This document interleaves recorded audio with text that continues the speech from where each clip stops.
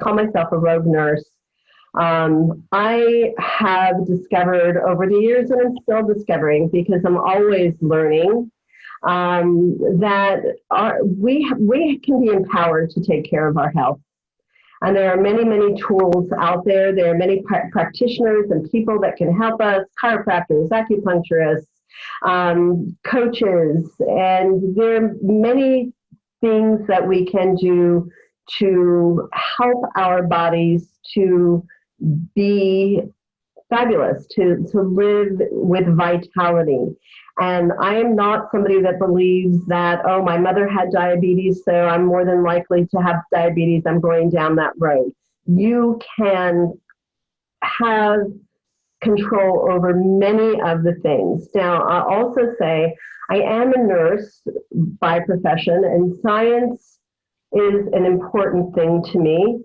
I never say if you're on medications, don't take your medications. There's a time and a place. I am so grateful for our healthcare system and what they have done. But I can tell you that the other day I had a headache. And the first question I asked myself is, why do you have this headache? Are you looking at your screen without your glasses because you don't like to wear them? Did you not sleep well last night? And the first thing I did was I increased my liquids, and I realized that I was a little dehydrated that day. I wasn't paying attention to my drinking. I didn't go and take an Advil. I did put some peppermint on because that's my go-to for when I first have a headache. But I also wanted to deal with the underlying cause. So one of the things that has become very, very, very, I don't know the word I want, apparent to me is that our toxins in our environment have a huge effect on our health. We talk about exercise, we talk about food, and those are all very, very important things and part of the detoxification process. But we are not paying attention to the toxins that are out there, and there are many. One of the statistics that I've read is that there are 84,000 chemicals in use today, and the majority of them are untested. Many of the chemicals that are used in the United States are banned in other countries. This is the one thing that really, really blows my mind. When a newborn baby is born and they test the baby's cord blood, they can identify up to 200 chemicals in that baby's cord blood. That is before it takes its first breath. So if that doesn't give you cause to pause, I don't know what does. Now, people say to me when I talk about toxins, what am I supposed to do? Are we supposed to put a bubble around us, which we're doing now? But are we supposed to put a bubble around ourselves? Absolutely not. We have to live in our environment. And so what I talk about is minimizing our toxic load.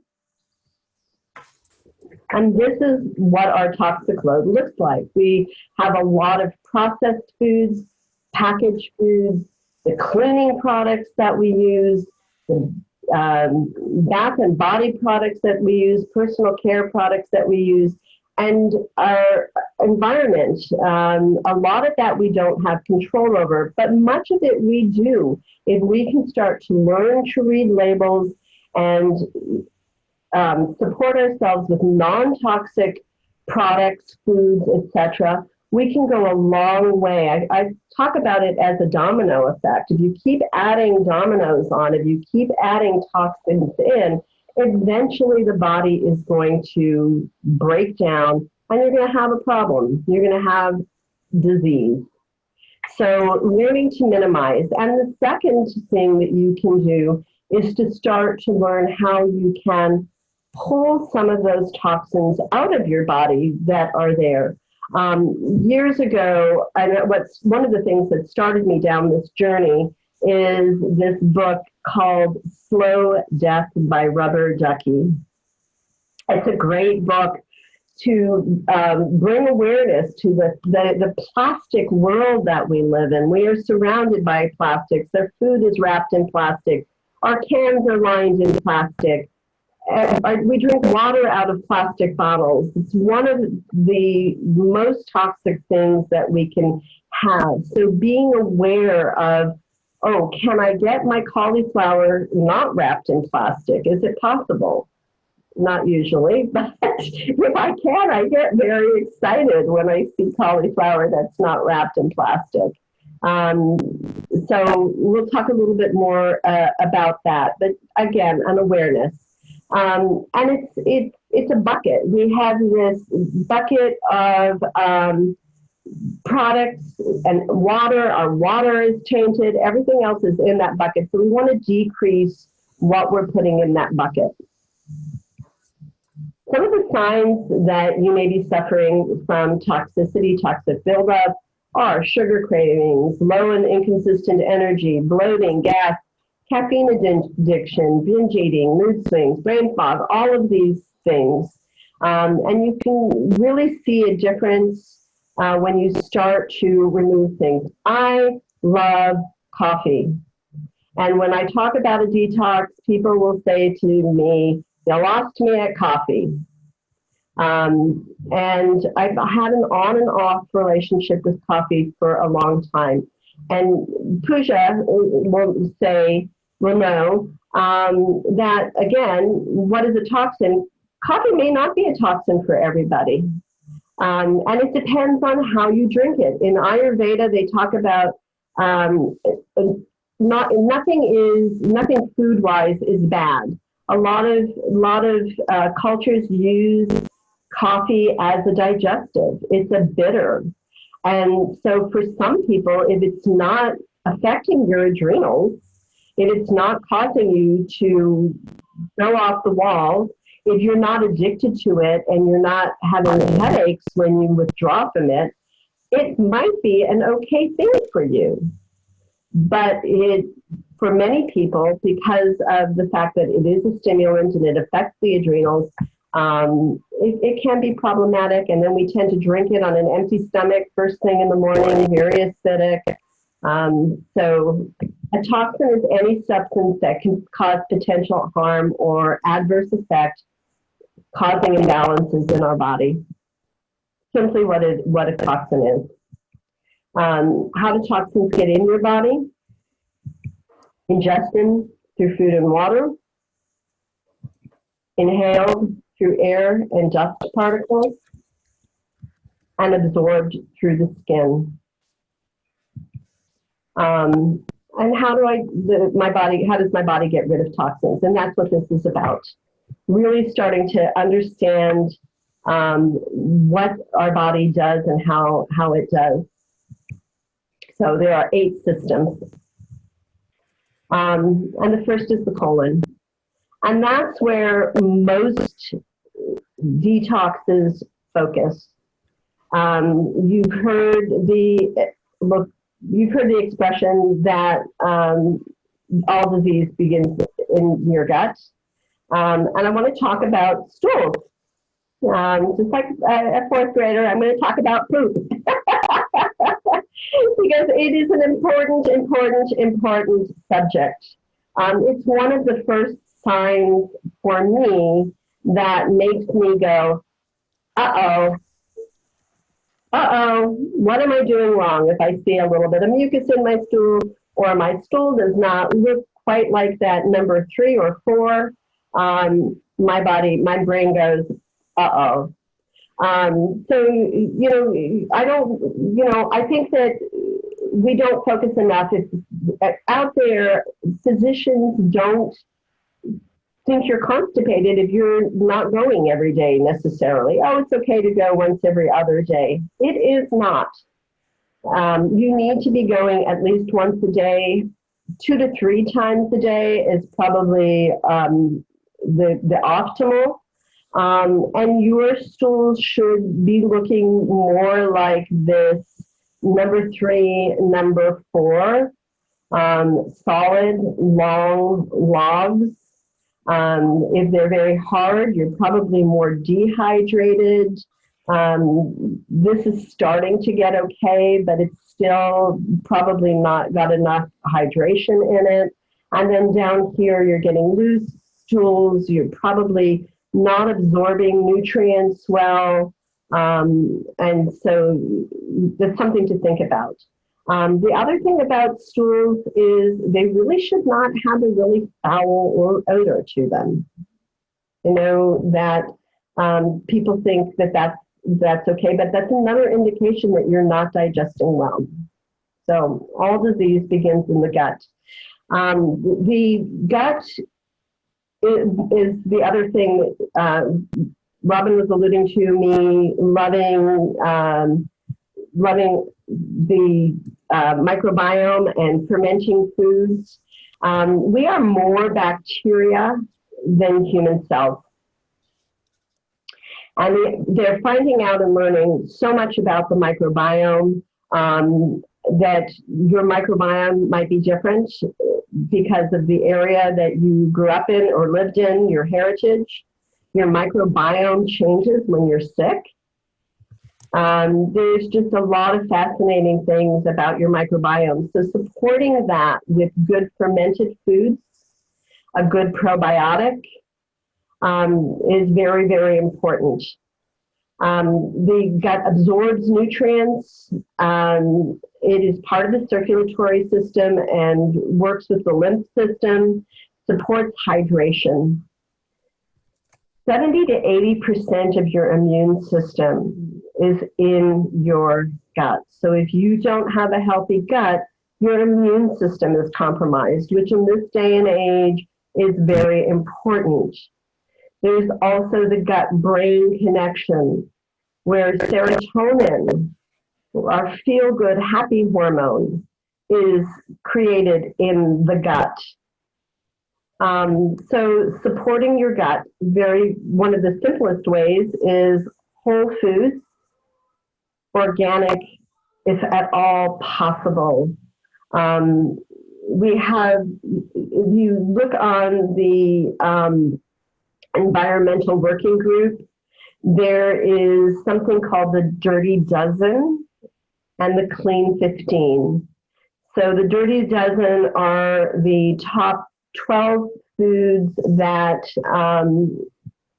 are really, really toxic and should be avoided and should be eaten organic if possible. They probably should have put that up, but and then the Clean 15 are those things like broccoli, avocados, that if you don't get them organic, then you're probably okay.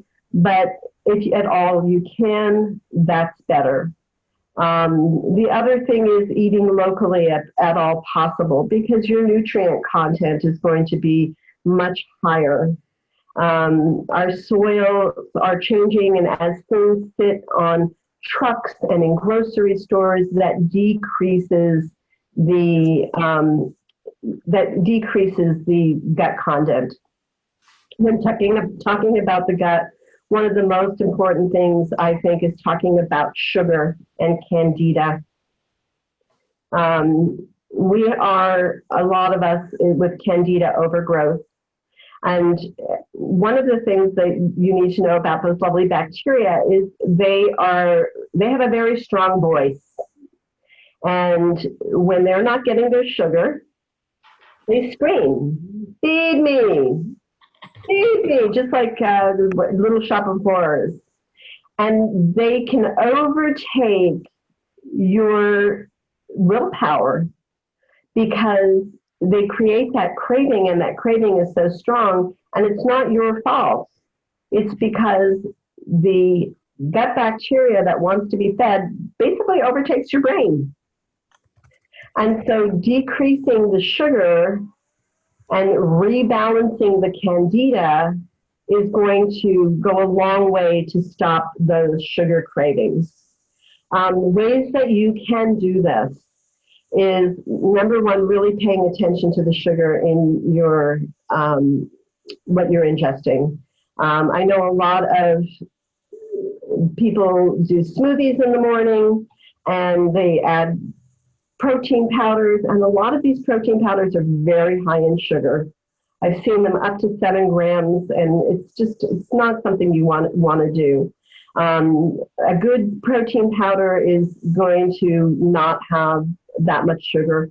A lot of fruit also, and again, a lot of fruit is can off balance that as well. Healthy fats are so important. We use a lot of fats that are not stable. Vegetable oil, canola oil, they come in a clear bottle. Good fats are things like coconut oil, and coconut oil has caprylic acid in it. That caprylic acid is wonderful for helping to stabilize the candida, helping to diminish that candida. Ghee is another wonderful oil. That's a oil where the milk solids have been taken out of the butter. And then avocado oil, olive oil. Those are good fats that are going to help with our gut healing and absorption.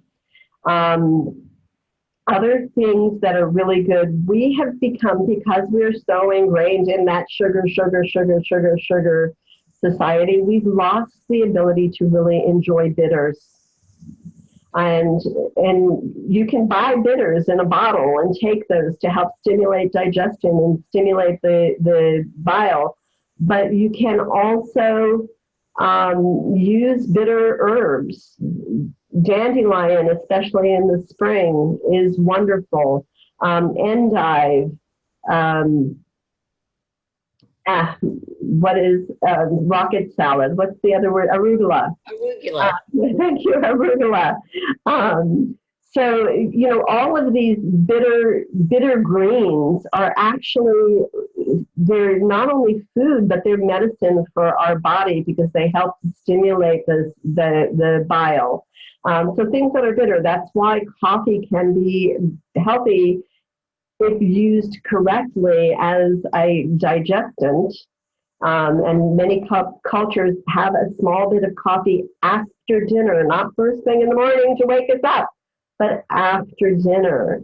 Good bacteria, enzymes become very important also because, again, our food is sitting on our shelves and diminishing. So some people really find that supplementing with enzymes to help our foods break down and absorb works really well. If you have leaky gut, then really paying attention to your diet, carbohydrates, your gluten can be really, really detrimental to the gut lining. It's very hard to digest. And again, when I talk about gluten, it's a whole different topic. The main thing you need to know is our white flour, our white processed stuff it's just horrible. That's a toxin for anybody. I will say that. I don't care who you are. Your white flour is a toxin for anybody. And glutamine is a really, really great healer for our gut. You can get glutamine in powders or capsules. Using things like bone broth is really healing to the gut.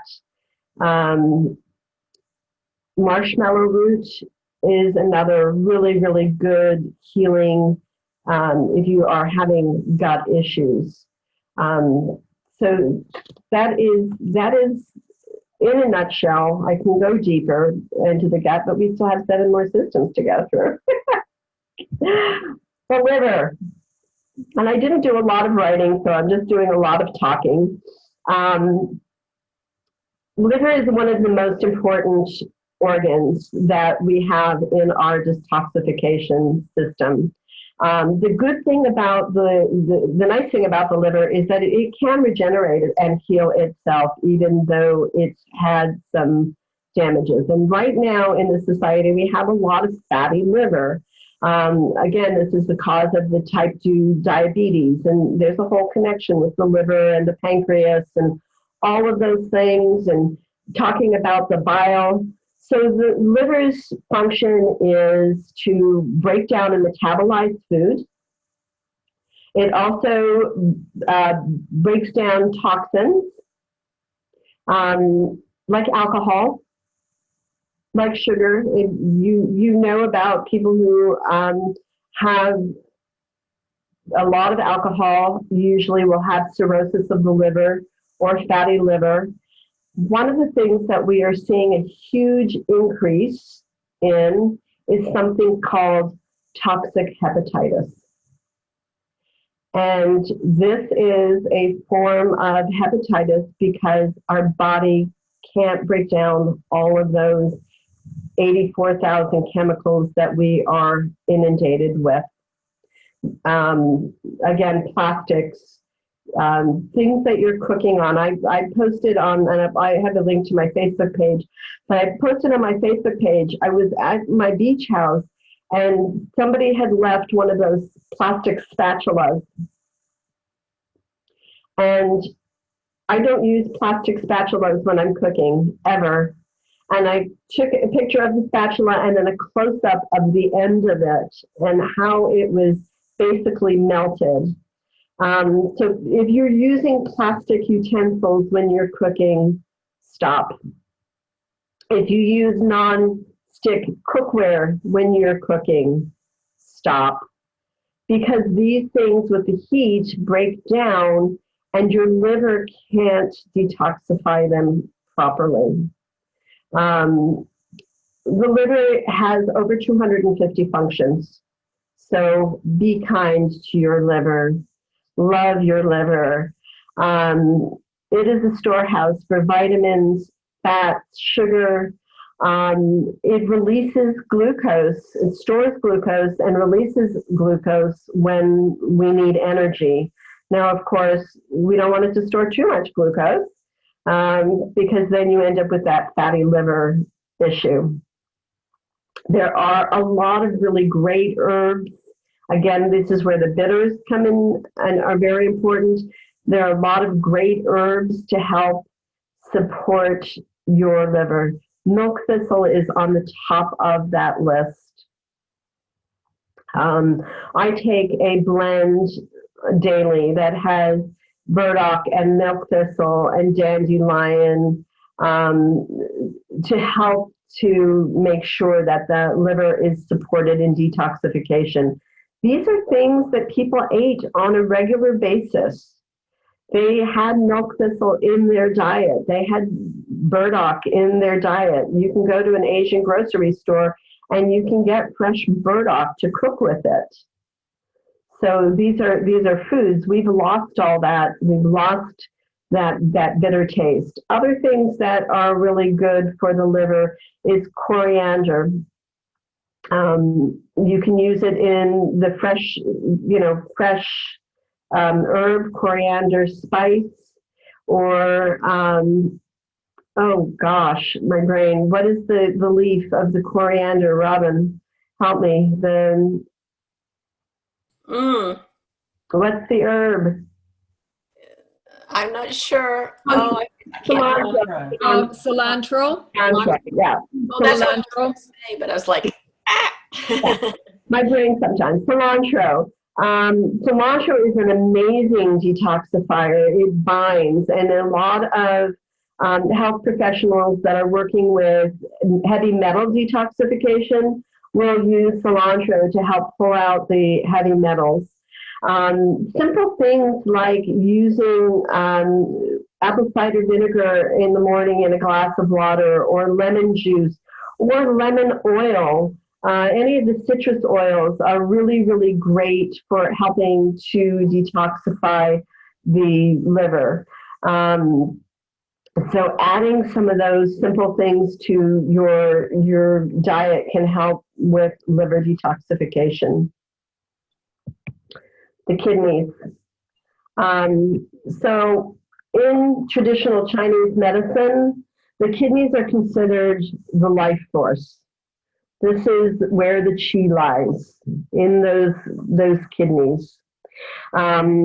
And so if you're not drinking enough water to flush out your kidneys, then you are probably diminishing your life force.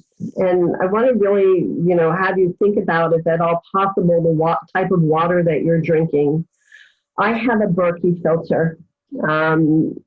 So I at least try to, my goal, my dream in life is to get a whole house water filter. Does anybody else here filter their water? Want to share what they use as a filter? Yeah. Go ahead, share what you use as a filter. I'd like us all to learn. Robin. Oh, well, we have two, we double filter it. I know my husband buys the filter for our refrigerator. It's a pretty good one. And then we added the Brita that he likes the best. So it's filtered through the refrigerator system, and then we put it in the other filtration. But I would love to have a reverse osmosis filtration system, whole house too. Yeah. Yeah. Mary, what do you use? When I renovated before I moved here, I just installed, because everything was being redone anyway. I put in a whole house system. Ooh. It's something. I can't remember now, but which is a good reminder to change the filters now. It's a 3-stage filter, and when the fellow helped me do it before, now I'm in the city of Durham, there was a lot of stuff in the filters. I mean, a lot of residue. So I'm glad to have it, and I'm always grateful to Robin for her advice in the morning because I have the PVC pipes and they're relatively new, to run the water in the morning before you drink. Make sure that the water that has been sitting in the PVC pipes during the night will be flushed out, which part of me says that's a waste of water. Then the other part says, well, it's my body. Okay. So I never thought of anything like that.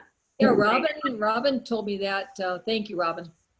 Yeah, and it was also, this is actually even more appropriate for people who have lead pipes or have the copper pipes and that too. Yeah. It just, when it sits, even more so with lead, yeah, especially in these old houses. Oh my gosh. Yeah, in Durham, up in Milwaukee, and in of course Michigan. Oh geez, don't get me started. Yeah. And if you do filtration, you got to change those filters frequently. They don't do any good if you don't change them. Yeah, the Berkey is nice. You wash them. They last about a year, and change them once a year, and then you can wash them. And when you take them out, you can just see this yuck. Yeah, now, I have a question. Oh, I'm sorry. Go ahead. It's okay. I'm using a Berkey water filter. Berkey, that's what I use. And they are pretty awesome because you can use the filter for more than 6,000 how you call it, gallon, sorry. With the American values. Yeah, 6,000 gallons before changing your filter. That's pretty amazing when you compare with other filters where you have to change it every 6 months or so, and that are even not filtering well everything that is in the water. And here it's really keeping the nutrients in the water and not just filter the chemicals, toxins, and bacteria and everything else. And it's really affordable. It's like $300. And then you can have really a great water that is tasting nothing instead of tasting chloride and bad. It's really awesome taste. And could you write the name of that in the chat box? Berkey? Yeah, Berkey. Yeah. It's the same one that Debbie has. Yeah. Have you guys ever heard of the Phoenix filtration system? No. So like they have things like that you could attach to your shower, and then to clean the filter, you just reverse the thing that attaches it. They had water bottles that had filters in them. They were in South Carolina when I found them, but then they have whole house systems. I have to look that up and see if they're still around. But that was a water filtration system that I liked because it let you, like you could do it for your whole house with the pieces without having to rebuild your whole system, right? You put it on the shower heads, and it was quite lovely. Look at it. The one thing about the reverse osmosis I will just mention is that when you're doing reverse osmosis, it's also pulling off all the minerals. Yeah. You want to make sure that you are Yeah, you need to substituting, you are supplementing with good minerals. Yeah. Yeah. absolutely. And an easy way is to get a really good quality sea salt and put just a tiny bit in there. Yeah, exactly. Or you also should taking some minerals. Yeah, exactly. Debbie, Yes. yes, I have a question about the using the water in the refrigerator. I've heard a friend say, she will not, because bacteria and mold does accumulate, even if you change the filter and all of that tubing, even if you flush it with, she read, flush it, even if you flush it with bleach, you're still, that bacteria and mold is still going to repopulate all those little tubes. And I don't know how effective the refrigerator ones are, and I would be concerned about that as well, which is probably why Robin does a second filtering. Yeah. And Kent got a different kind of filter. He doesn't get the standard refrigerator filter. can you write that down, Robin? I don't know what it is. Something that can fit into your refrigerator, into any refrigerator? That would be really complicated to find because I try to, and the water is still smelling chloride from the fridge, and we really ask for a specific filter that is really filtering more than the usual one, but it's not efficient enough. Then we bought a special fridge where we would be the water filter and everything, and then we're just not using it anymore. We are using a separate filter because I'm not trusting the water from the fridge either. It's smelling. I think the thing we all have to take away from this is we all do the best we can. A Berkey is, it's already better. It's already better than the tap. right. Yeah. Exactly.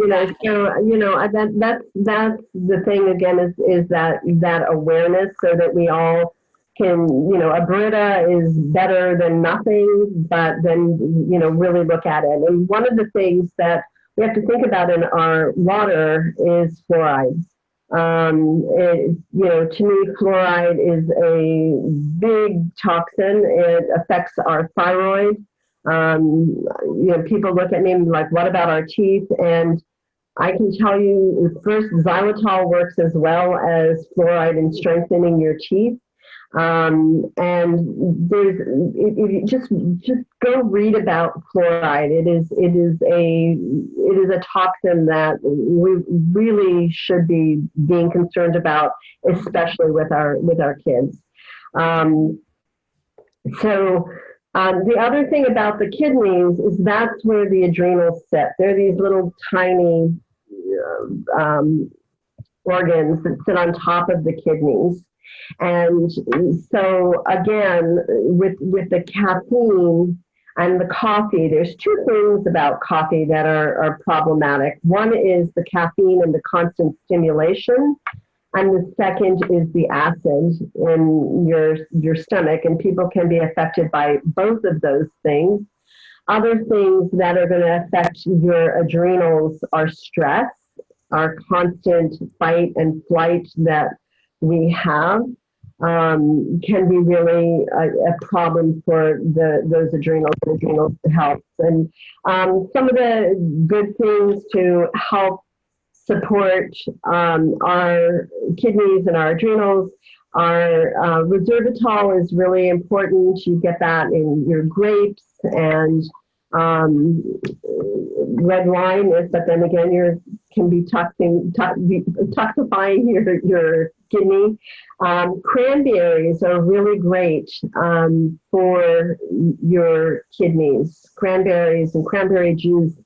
If you know of anybody who has issues with recurring kidney irritation, kidney problems, one of the really great, I don't know if it's an herb out there, I think it's an extract from cranberries, is something called D-mannose.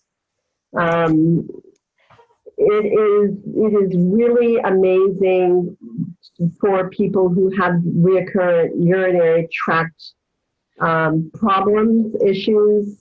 So something just to stick into your pocket if you have.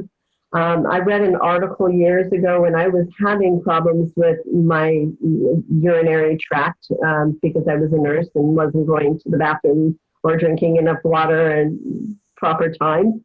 And read an article by a urologist who said that 80% of his patients that he would have usually given antibiotics to for a urinary tract infection, he was able to clear up with D-mannose. Other things, beets are a really wonderful food for liver and kidneys. Seaweed, stinging nettles. And when you look at your adrenal health and your kidney health, some of the things that are really great are adaptogens. Does everybody know what an adaptogen is? Oh, yeah. So an adaptogen is very simply something that you take that helps your body to stabilize itself into a normal state. If you need energy, it gives you energy. If you need calming, it gives you calming. And the two really good ones for the kidneys are ashwagandha and tulsi. My tulsi finally decided to show its head and grow. And you can get that in capsules, but tulsi makes a really wonderful tea, and it does grow really easily in this area. The lymph system. So as you can see about the lymph system, it goes throughout your whole body, just like circulation. And the lymph system is crucial to your immune system. It protects from inflammation. It helps keep fluids in balance, and it protects against threats like bacteria, infections, cancers. And it's basically an inner drainage system. And I think that if I wanted you to pay attention to a system, the lymph system is one of the ones I'd like you to really pay attention to. Because it does go through, and it's easy to do many things to stimulate the lymph. Doing self-massage is a really great way to stimulate the lymph system. In Ayurveda, they do something called abhyanga, where you start every morning before you take your shower, and you take a little bit of an herbalized or oiled oil. I use essential oils in when I do my self-massage. And you start at your feet, and you do that massage going up in long strokes, always towards the heart. You want to always go towards the heart so that your heart and circulation is able to detoxify. But you can just, do a little bit of a self-massage to get things going. I have been focusing a lot on the lymphs right behind my ears and doing a lot of massage behind there and the neck, because that creates some good drainage. Your armpits. So I'm going to guess that in this group, nobody uses antiperspirants anymore. Does anybody use an antiperspirant? Oops. Okay, so there's a difference between an antiperspirant and a deodorant. Nobody wants to smell like a pig. I do use a deodorant, and I use a natural deodorant, things with aluminum stop. You don't want to stop yourself from sweating. If you think about the toxins that your body can't release, because your body is meant to sweat, and they're going to stay there. And one of the places, especially for women, that they're going to pour into are those lovely breasts that we have. We are seeing such an increase in breast cancer. And the two things I will tell you, when they do studies on breast tissue, they are finding parabens in the breast tumors. So parabens in your body products, when you read your labels, if they say parabens, I have dumped hundreds of dollars of body products because of that one chemical, parabens. They just are really, and now everything is paraben free. But again, we have to learn to read labels. I see paraben free, and then I pick it up and I'm like, okay, what is all this other stuff that's in there that I can't pronounce and I have no idea what it is? Parabens, fragrance, phthalates, sodium lauryl sulfate. These are all things that can clog up our lymph system. And so really trying to either purchase products that are truly non-toxic, that have natural ingredients in them, or making your own. It's not a difficult thing to make your own with some good body butters and some essential oils, some herbs. If you want to get real fancy, I'm about to go pick some jewel weed and make myself a jewel weed salve. But you don't have to get that crazy. There are many companies out there. I know USANA, Robin's company, has some good clean skincare. doTERRA, my company, has some good clean skincare. Beauty Counter has some good clean skincare. So there are a lot of options out there for you to learn about and read about. But really want to make sure that this lymph system is able to clear itself out. It's an inner drainage system.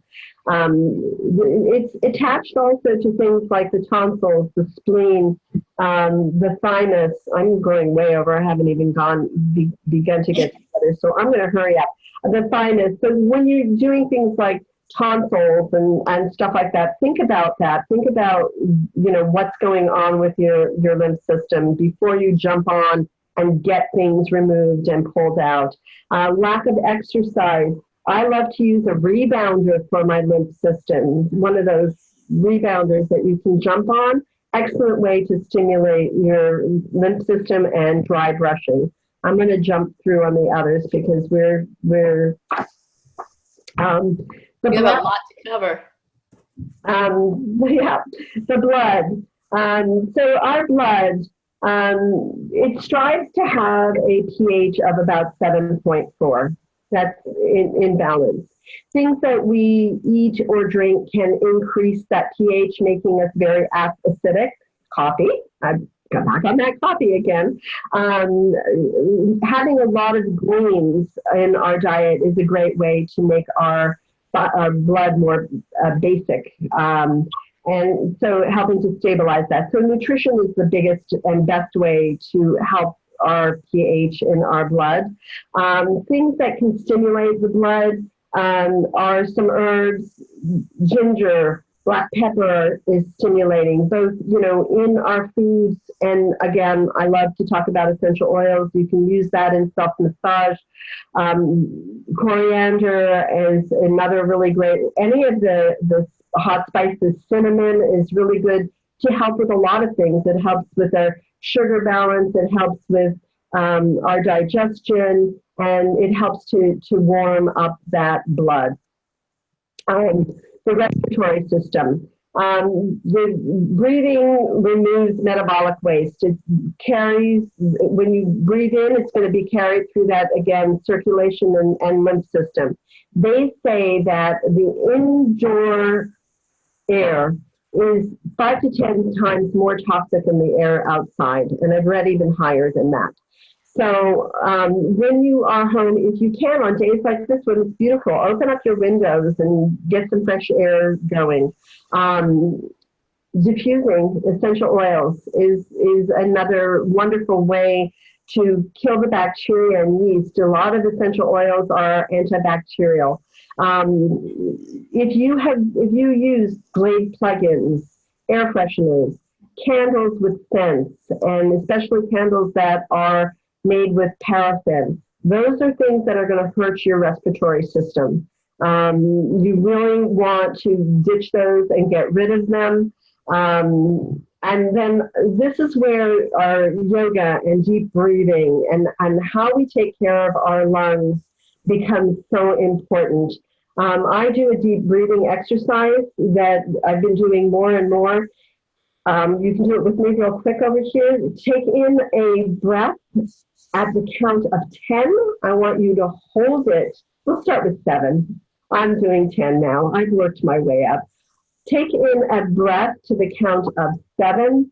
Hold it for 7, and then let it out slowly for 7. Let's see if we can try that. And if you can't do 7, do 5. Okay, ready? I'm going to count to 7. Okay. 1, 2, 3, 4, 5, 6, 7. Hold. 2, 3, 4, 5, 6, 7. Out. 2, 3, 4, 5, 6, 7. So in Ayurveda, they also tell you when you hold it at the top, it's for energy, and when you hold it at the bottom, it's to calm you down. So, and really exercising our lungs becomes so important. Also doing our yoga twists to kind of wring out everything becomes really important. And again, environmental pollutants, a lot of them we can't have control over, but think about the off-gassing of our paints, our carpets, our couches. As you can start to think about more natural things. Plants in your home are real good for oxygen exchange. Things that I like to diffuse are tea tree, cloves, citrus, cinnamon. The skin, I'm going to go quickly again. I loved that picture. The skin is our biggest organ. It works for elimination and absorption. What you put on your skin goes in your skin. You have to know that.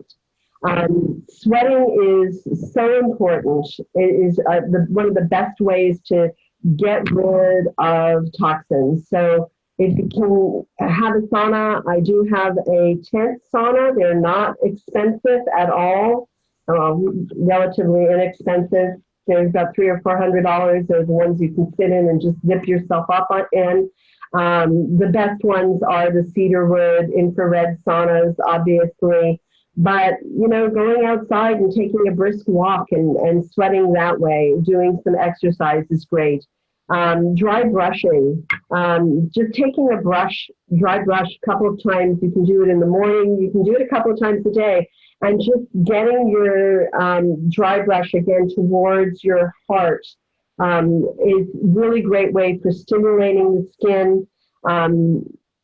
Again, back to that self-massage. Baths, warm baths are really amazing for helping us. And again, the key ones, parabens, phthalates are the most important to keep out of your skin. I added, as we are talking about all these systems, the liver, the kidneys, the mind, I think that we really need to detoxify our minds. We are saturated with negative, negative, negative, negative all the time. So my recommendations are, when you take a walk, do not carry your phone with you. Just pay attention to nature. Take some deep breaths out there. And I loved this, and I will end with this. My favorite, Dennis the Menace, who's saying to Mr. Wilson, if the news bothers you so much, why do you watch it?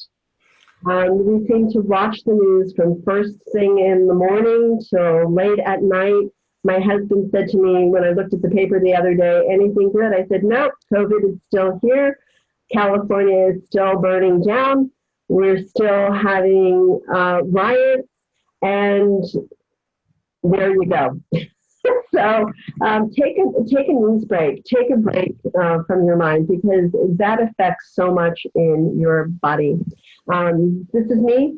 If you want to get in touch, I am going to be running a cleanse in October, starting October 5th. If you'd like to find out more information about that, then just contact me. It does involve some supplements and a lot of support and education. I am running a Facebook group right now called Fall Detox, which is a lot of education, and then we'll transition to more support on the cleanse starting October 5th.